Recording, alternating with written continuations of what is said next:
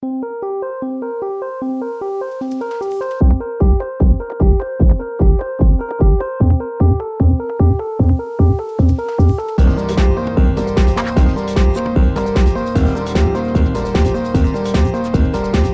everybody, Dacob here. Welcome to the Fashion Bunker. I'm continuing the week dedicated to Vivienne Westwood. So today I'm wearing a World's End piece from her Climate Revolution collection. I have the Climate t-shirt. This one we can show fully. Can you see? Climate Revolution. Okay, guys. Vivienne Westwood, I think, comes in handy at this point because she's a lady that struggles for a lot of morally, how can we put it, correct things in this society, or at least she tries to battle out fights that concern her, and that if, we were to win these battles that she's fighting, the world would become a better place as far as climate is concerned, and as far as I'm concerned, also freedom. Now, why does she come in handy? Well, because of everything that happened in Orlando. So, Florida is one of our topics today, and by the way, welcome to Channel Talk. This is, as sad as it sounds, this is Channel Talk. So I guess at this point, I think you need a drink at this point if you're of age.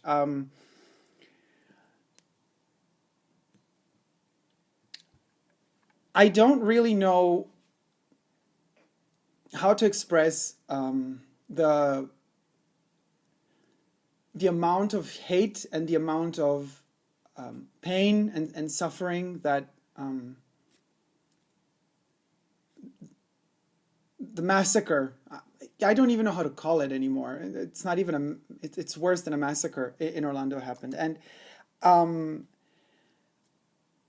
it left me without words. It pushed me to a sort of brink where I became emotionless.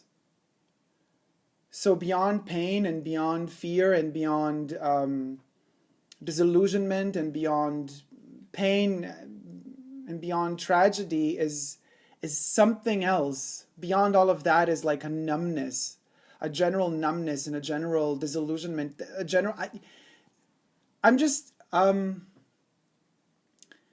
I don't think any religion is worth killing. It's as simple as that. It doesn't matter what religion you come from, what religion you believe in, or you belong to, or you're forced to believe in, or you're forced to belong to, or what fucking cult you're in. Nothing can justify killing a brother or a sister. This guy, who I shall not even name, because I don't give a fuck about his name, he doesn't deserve even a name, was allegedly gay. So it makes things even worse. And not just, it can't get any worse, actually. So how can it make things worse? It can't make things worse. It just makes everything just that much more sad, if sadness has a limit, but sadness doesn't have a limit. And trust you me, when you think you've touched the bottom of sadness, you'll find under that subtle layer a deeper layer, and you can just dig deeper and deeper and deeper into it, and you could just fall in this precipice that has absolutely no end. So I want to put a stop to that. I do not wish to fall in that precipice. I do not wish to end up in a vertigo sort of loop, just spiraling down towards a sort of emotional death that will not allow me to live with any sort of fucking happiness the time that is left for me, for you, for everybody. Our lives are limited. And I do not, goddammit, wish to have a life end because some asshole decides for me it's time to kill me. Not happening. And if it were to happen, I will still at least have these videos that will keep on talking to you guys, even though I might be gone one day. So if somebody were to kill, another human being, what I'm trying to say is there's always a way to keep on living and to keep on communicating and to keep on spreading and sharing the love.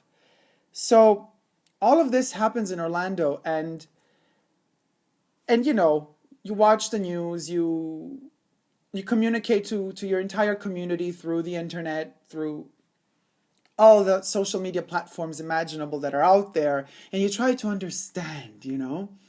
And you try to understand, but you can't really understand because there's nothing to understand. Hate does not have reasons usually, and hate does not necessarily have justifications to why certain actions take place. Certain things can trigger inside of another human being, and they can take away that humanity.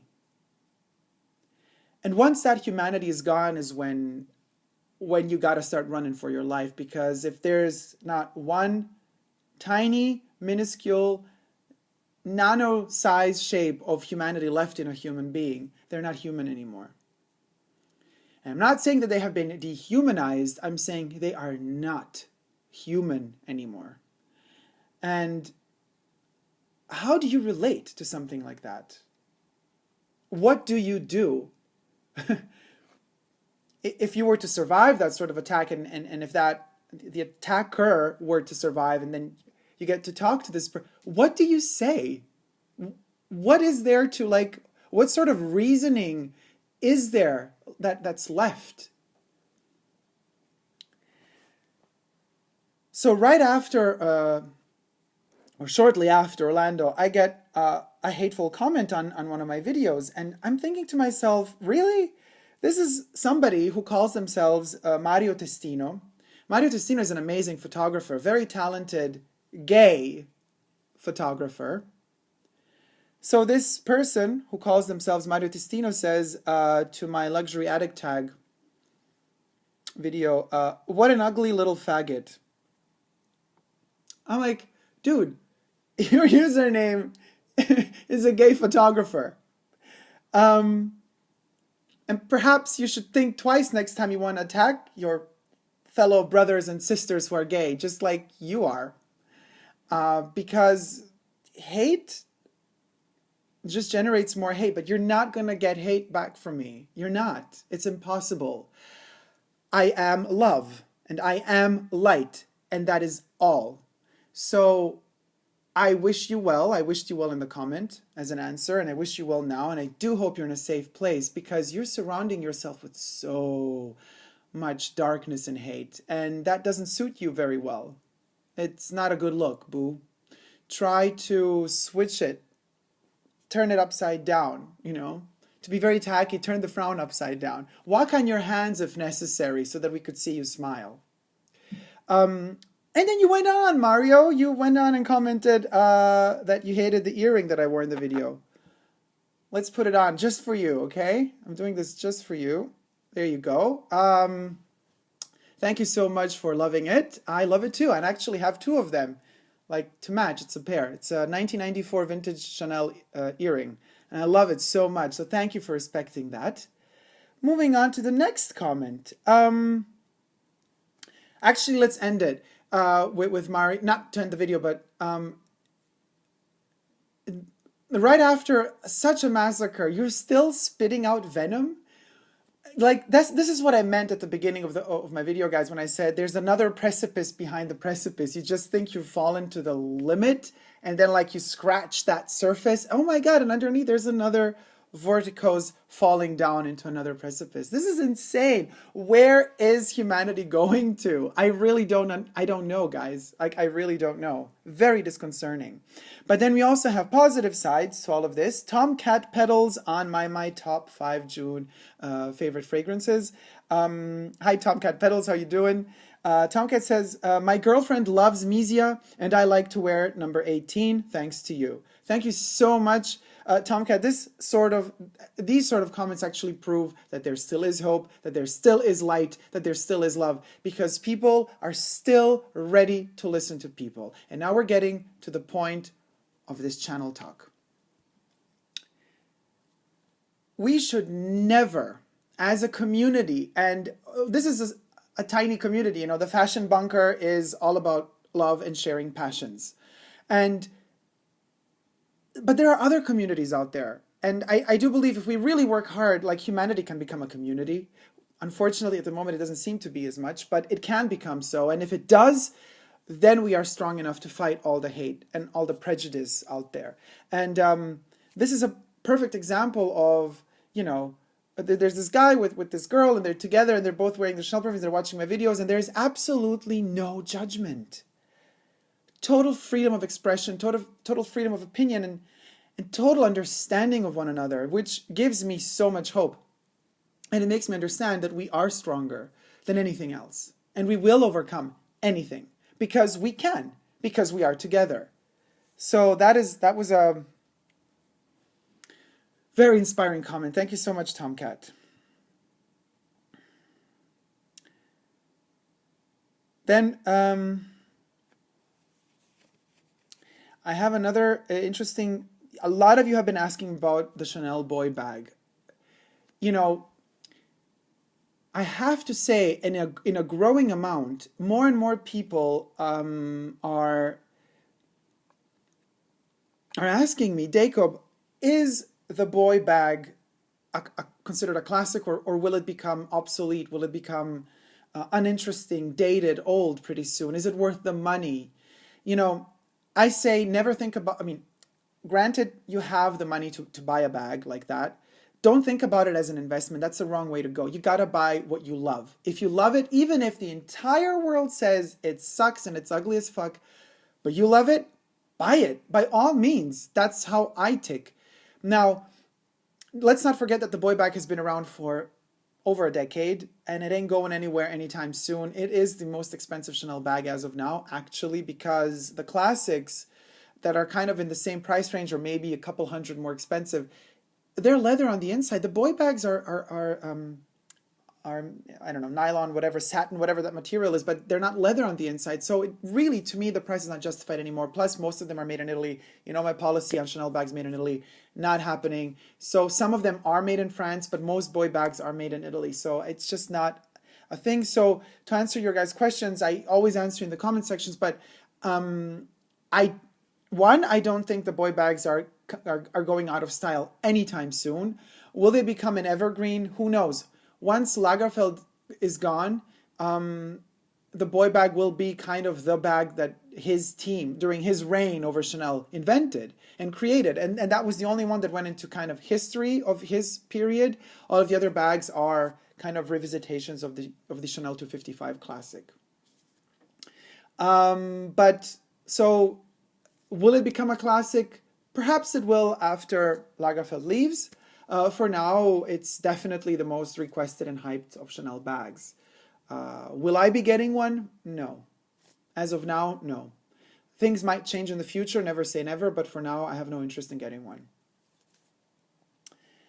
Yeah. And also another thing I've noticed in the comments, a lot of you have been asking me about Poison Girl, and a lot of you are rediscovering it or discovering it for the first time and telling me that most of you hated the marketing and the name. You kind of stayed away from Poison Girl because of the name that was so horrid. But then once you gave the juice a try, it kind of convinced you. Let me tell you one thing now. I bought the perfume, I can't remember, I think somewhere around February. And I did wear one of these hoodie sweatshirts a lot in that period. They were very thick. And then I kind of just hung it up, didn't wash it, no need to wash it, it was relatively clean. But anyway, just the other night, I was going to the movies and I put it on because it was really, it was kind of cold outside. And this is months after I wore the hoodie the last time, and I smelled Poison Girl on it. It's incredible. It's been now March, April, May, 4 months have passed, and the perfume is still on the kind of collar hood part of the hoodie or the chest area. It's still there. That's how intense it is. So I'm telling you guys, if somebody wants Poison Girl, get it now before, Dior comes up with the silly idea to reformulate it again. Get us hooked, Dior, and then you water down the ingredients and cheapen it all out. But the price of the perfume either goes up or stays the same. So if you love it, get it now, guys, because I don't think the formulation is going to stay this intense long. Anyway. Just my opinion on the sujet. On my top 10 things not to do in a luxury boutique, Chen Miller. Hi, Chen Miller. How you doing? But the SA team can really make a great difference in your shopping experience. Last year, during our honeymoon, my husband and I went to Spain and we went to a Louis Vuitton store. We were waiting with great patience for more than 30 minutes, but no one would come help us. I really had something in mind to purchase there that night, but maybe we didn't dress rich or luxe enough to the SA team there. So, no one would ever bother come to us. Initially, we thought they were busy with other customers, but people came in later than us and got served. And some of them were not with anyone, not doing anything. I politely went over to someone, asked him if he could show me the bag I wanted. He said he doesn't work in the bag department. That is totally bull. I felt so bad and dragged my husband out of that store. We went into Burberry around the corner with the same clothes we had on. Honestly, I didn't have anything in mind to purchase at Burberry at all. I was just browsing to wear off that bad experience we had at Louis Vuitton. But one essay was really, really nice. I told her honestly that I was just browsing, but she didn't mind. She kindly introduced the history of their French coats. I ended up getting the trench coat that night, partially because she was so kind and nice. We told her that we were just wearing comfortable clothes and kind of felt embarrassed that we didn't dress up for luxe shopping. She said, real luxury is in your heart and mind. You shouldn't feel like you need to dress up for luxury shops because you know you are luxury in heart. So you don't need to dress to show the others. She really made my day by being so nice. I'm not saying Louis Vuitton people are not nice. It may just be the particular shop or the people working that night. But it was kind of a turnoff for me for the brand. I may never shop that brand anymore because it would always remind me of the snobbish look that essay guy gave me that night. But whenever I bring out my Burberry trench coat, I think of the nice essay who told me this and who sold me this. And even the Burberry brand seems nicer and kinder to me now. Dear Chen, this is a great comment on so many levels. I mean, first of all, of course, we should never judge the entire brand according to how a couple of essays treat us or not treat us, but it can be very traumatizing, especially if we feel so insecure. And by your comment, I thought you might have felt a bit insecure because you were mentioning a lot how you were dressed that day. I never think about how I dress when I go into these boutiques. I go in with attitude, I'm polite, but I'm very clear about the fact that I'm there for a reason and I know what that reason is. They can play and try to guess what that reason is, but I know why I'm there. I know what I want. And I will be very polite, but I'm present, whether it be wearing a washed out white t-shirt that has a couple of holes in it because I just love that t-shirt so much, but I'm going to wear it even if I go to Hermes, if I need to, if I want to, or if I'm wearing, whatever, nail polish on my fingers that day or sandals rather than sneakers or leather shoes, it doesn't matter. It's about the attitude. And I have experienced also a lot just by observing people in luxury boutiques. Some essays are not having the best of days or not the best of people either. I mean, it can happen. Nobody's perfect and nobody's an angel, and some people are less than others. So I have the feeling sometimes they sniff it out like a dog would sniff out fear if you're insecure. And some people, if they're a bit nasty, they might play with that insecurity. And that is very, very, very bad. It shouldn't happen. And it's despicable. It really should not happen. And if anybody treats you that way, please do not let them make you feel even more insecure. Turn the game around and fight it. Say, it's an exercise. It's really hard, but you got to learn to speak out and to speak up and to say what is wrong. We tend to shut up. We tend to stay silent when somebody attacks us, even if with a passive-aggressive manner. We tend to stay silent and not to fight back. No, you gotta learn to speak up, scream. I'm not saying like shout in a luxury boutique, but I'm saying you could, if that person would ignore you, you could be, are you ignoring me? You could have asked him, I'm feeling insecure. You could literally express your fear very clearly to them. And trust you me, they will become like puppies. You just tell them, excuse me, I felt really insecure coming into this shop because I thought you might judge me. And now you have just confirmed my fear. You're not making me feel comfortable at all. I'm sorry that I'm not up to your standards. At least that's how you're making me feel. Is that okay for you and for your company policy? Question mark. Let the motherfucker answer. And you will see, I'm sure, I guarantee this, that they will twist it up around and they're going to be like, oh my God, I'm so inside, internally, they're going to be like, oh my God, I'm such a douchebag. this lady, this gentleman, these people, they're right. And then they're going to totally mellow down and get back to earth. Sometimes people need to get back to earth. Some customers need to get back to earth too. I'm not starting a war here between essays and customers. Both essays and customers can be incredible, and both essays and customers can be awful. So guys, my love, thoughts, and prayers to all the families, loved ones, friends, lovers, anybody who has anything loving to do with all of the victims of the Orlando massacre. I love you all so much. If you like this video, don't forget to share it with other people you love. And don't forget to subscribe to my channel here on YouTube. I'm also on Instagram, Facebook, and Twitter. No matter what gun is at your temples, don't ever give up on love. Love you. Bye.